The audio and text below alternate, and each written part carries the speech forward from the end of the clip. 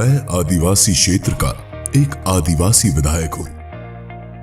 मैं कारम नदी के किनारे बसी हुई आदिवासी जनजाति की सभ्यता एवं संस्कृति को अच्छी तरह से जानता हूं। मैं जानता हूं कि जंगलों में आदिवासी अपना जीवन यापन किस प्रकार करते हैं। मैं पाचीलाल मेड़ा, विधायक धर्मपुरी। ये जो कारम नदी के किनारे जितने भी लोग रह रहे थे वो मेरे परिवार के लोग हैं। इसी को ध्यान में रखते हुए शासन द्वारा मेरी विधानसभा क्षेत्र धर्मपुरी के भारूपुरा में कारम नदी पर 400 करोड़ की लागत से एक बांध बनाने की योजना बनाई गई, जिसका उद्देश्य आदिवासियों का जीवन स्तर सुधारना था। लेकिन ये कारम बांध परियोजना भाजपा सरकार के भ्रष्टाचार की भेंट चढ़ गई और बांध बनने से पूर्व ही टूट गया। अब तो बिल्कुल क्लियर है, कुछ भी नहीं है। कारम डैम की वजह से जो पानी आया था उसकी वजह से उसके बहाव के कारण पूरी फसलें बर्बाद हो चुकी है। मेरी बिल्कुल पूरे एरिया की यहाँ से लेके वहाँ तक आप देख सकते हो, बिल्कुल किसी भी किसान की फसल सही साट नहीं है यहाँ से वहाँ तक, बिल्कुल पूरे क्षेत्र में। इस प्रकार से कारम डैम के डूब प्रभावित लोग आज भी दर दर की ठोकरें खा रहे हैं। वो जंगलों में रह रहे हैं और वहाँ पर न बिजली न पानी, फॉरेस्ट जंगलों में रह करके वो टापियों में रह रहे हैं और वहाँ पर न रोड की सुविधा, न बिजली की सुविधा, न स्वास्थ्य विभाग की सेवाएं। वहाँ के बच्चे जो पढ़ने वाले थे, कम से कम 150 से ज़्यादा बच्चे जो स्कूलें जाते थे, प्राथमिक स्कूल में, मिडिल स्कूल में, वो पूरी तरह से डिस्टर्ब हुए हैं। इस प्रकार से हमारे आदिवासी भाइयों का इस सरकार ने बड़ा शोषण किया है। और कारम के किनारे बसे हुए आदिवासियों का जीवन तबाह कर गया। बाण बंदे हमारी जमीन चलेगी वहीगी और फिर बंदे नहीं, हमारा भट्टाचार हो जा तालाब के और मुआवजा दिए नहीं हमको। और जहाँ पहाड़ी में पड़िया, नी लाइट, नी पानी, नी बिजली है, नी रोड है। सुरेश भाई, ये बताइए कि कब से आप लोग यहाँ पर पहुँचे हैं, कितने दिन से ऐसे रह रहे हैं? यहाँ 3 दिन से। तो 3 दिन से तंबू बनाने का काम आज चल रहा है। कब क्या बोला प्रशासन ने, अधिकारियों ने क्या कहा आपसे? कुछ बोला नहीं, उधर से भगा दिया, बोले बांध बन रहा है, बे जाओगे, भागो यहाँ से। तो उधर से हमको भगा दिया और यहाँ आके हमने हमारे हिसाब से वो बनाया था। अच्छा, तो भगा दिया मतलब क्या? वो ये नहीं बोले कि कोई राहत शिविर है वहाँ जाके रह लीजिए? नहीं, बोले पहाड़ी पे चले जाओ और वहाँ पे कुछ अपना बना लो। बांध के पानी से उनके मकान, कृषि भूमि बह गई। नाम बाला, हम भांडा खोले थे। ये तालाब फूटने से सब मकान में सब रहने का बड़ा नुकसान हो गया हमारा, और पत्थर बच गए और मट्टी भी सब बह गई। तो सबने नुकसान बहुत हो गया ना फसल पे। वो मट्टी तो बहेगी, तो फसल मट्टी हो तो फसल पैदा हो। बचा तो केवल पत्थर की चट्टाने। मेरा नाम महेंद्र सिंह है और मैं कोठीदा का निवासी हूँ।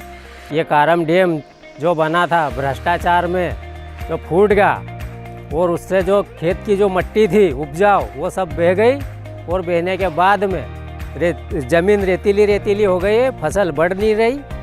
हम क्या खाएंगे पिएंगे? हमारा जीवन यापन करने के लिए एक ही मात्र जो जमीन थी वो भी खत्म हो गई।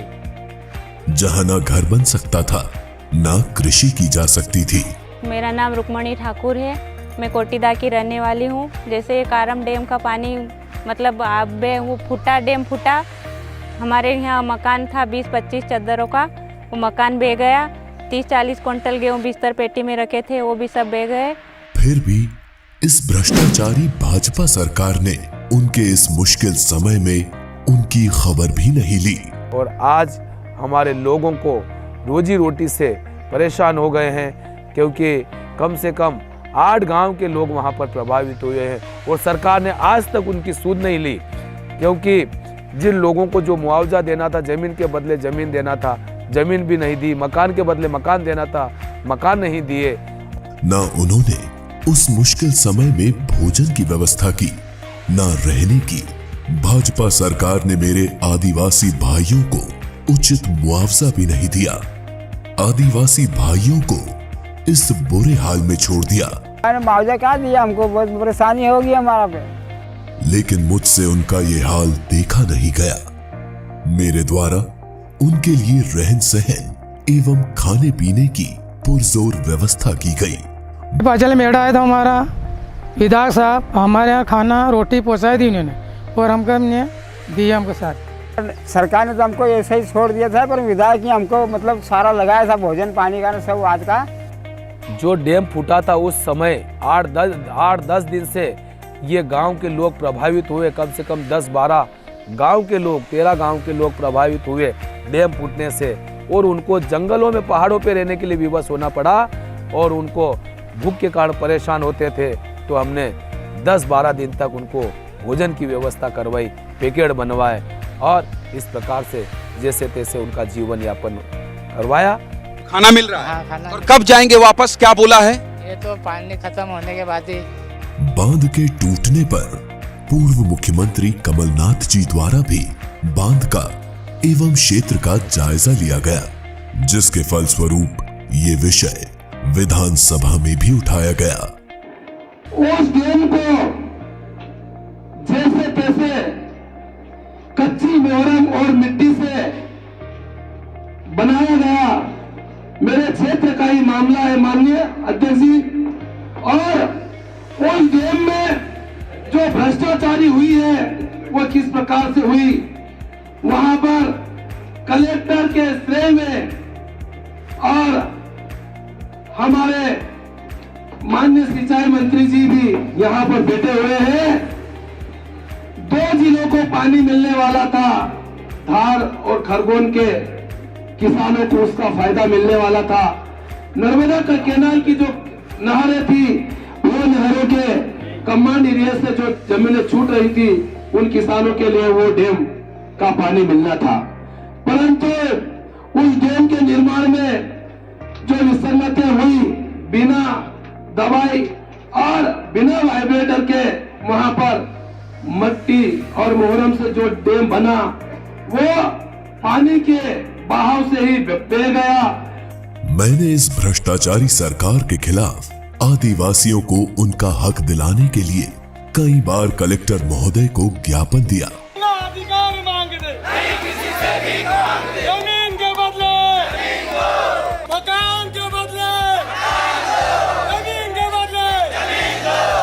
बदले जमीन का जो सरकार को बाजार मूल्य से 4 गुना देने का सरकारी नियम, इस प्रकार से इनका कहना है। दूसरा, जो पैकेज देने की बात 18 साल से ऊपर वयस्क पुत्र पुत्रियों को थी, वो इनकी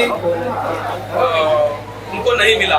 दूसरा, मकान के बदले मकान और जमीन के बदले जमीन देने की बात करी थी, या उसका उचित मुआवजा दिया जाए। अब वहां से इनका कहना पड़ रहा था कि डैम को भरने के पहले हमको जबरदस्ती वहां से उठाया गया, किंतु मुझे केवल आश्वासन ही मिला।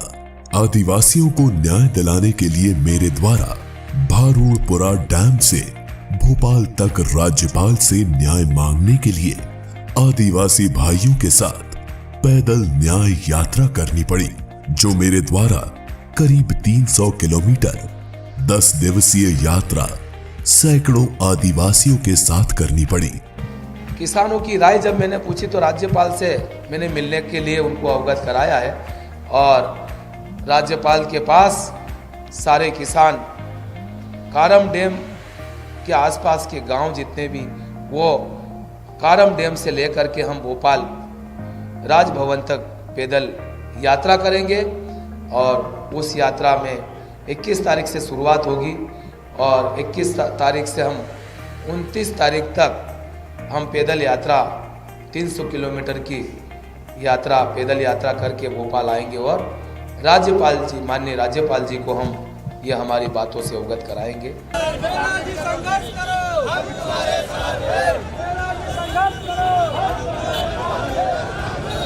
बना था ये बांध भ्रष्टाचार का चिन्ह है। साल भर में बह गया, मैंने तो खुद देखा। लेकिन इस भ्रष्टाचारी सरकार द्वारा मुझे राज्यपाल से भी नहीं मिलने दिया गया, एवं मुझे मेरे आदिवासी साथियों के साथ जेल में बंद कर दिया गया। इस भाजपा सरकार में आदिवासी बिल्कुल भी सुरक्षित नहीं है। लगातार आदिवासियों पर अत्याचार बढ़ते ही जा रहे हैं, लेकिन इस बार आदिवासी साथियों ने ठान लिया है, इस भाजपा सरकार को वो उखाड़ फेंकेंगे तभी उन्हें न्याय मिलेगा।